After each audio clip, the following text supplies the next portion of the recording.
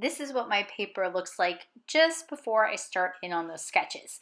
Now you'll see that I already have the two frames, one for the diagonal composition and one for the S-curve composition.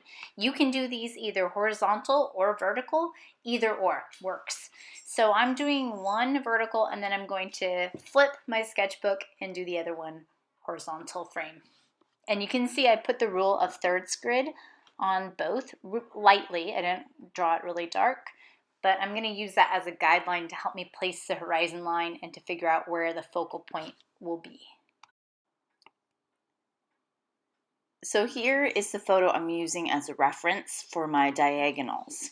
So there are a lot of diagonals in those mountains, and sometimes you see diagonal compositions in nature, but there are times where you see it more commonly in man-made items. So for example, in nature you'd see it at the edge of mountains, you could see it on a tree that's fallen partway over. And remember, a diagonal composition usually shows some kind of energy, has some kind of rhythm or movement to it. When we think of things at a diagonal, you think of something in the process of falling. So artists who use the diagonal line or diagonal composition usually are trying to create a mood or an effect.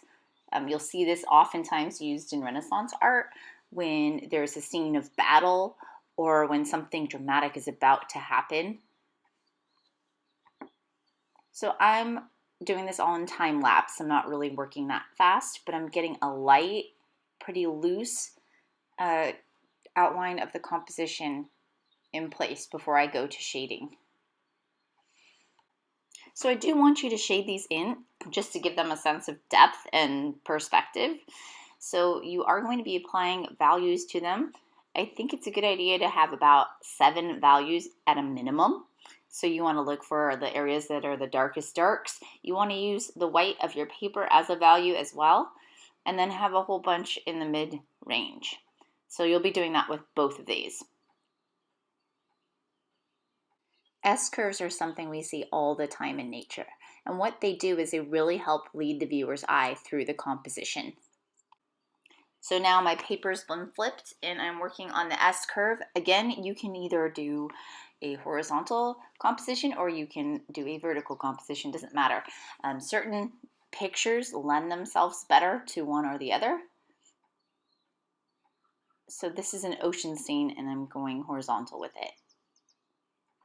And remember, you want to find a picture that has a S-curve in it. It doesn't have to take up the whole landmass as an S-curve, but it needs to help to lead the viewer's eye into the picture. And remember, the thing about curvy lines, they're soothing.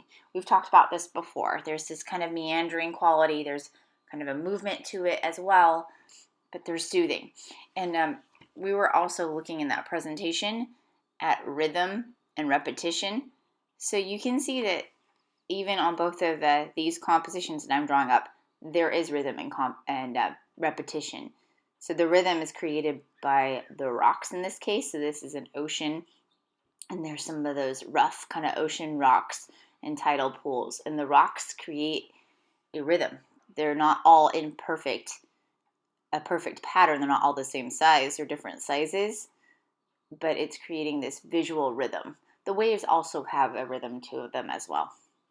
And in the previous one, the hills were creating a rhythm. There's this echo of one hill after another, and it has a kind of cadence to it that's similar to what you would experience in music.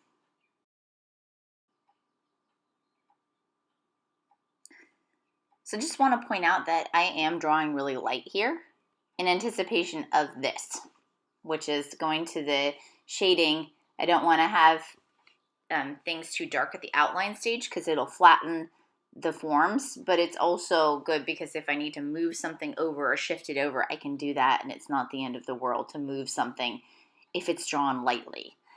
So I've worked off camera to shade this. You'll notice that I'm using kind of some hatch marks there and maybe a little bit of crosshatch. Use whatever tool you want. You can use these in combination. That's what's cool about using pencil is you can use dots, you can use cross hatching, you can use them all. And I think I told you this, but you want to try holding your pencil a little bit farther back than you're used to, just like you would a paintbrush. This is a really good skill to have if you want to continue with art too.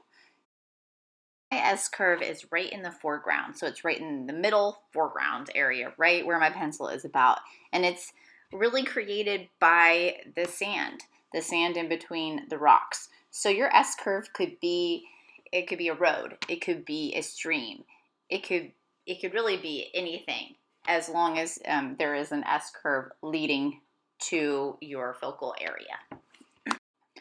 Try not to stress about these. Try and have fun with it. The whole point is to explore different types of composition so that you understand the options that you have, and that you play around with those compositions, see what you can come up with.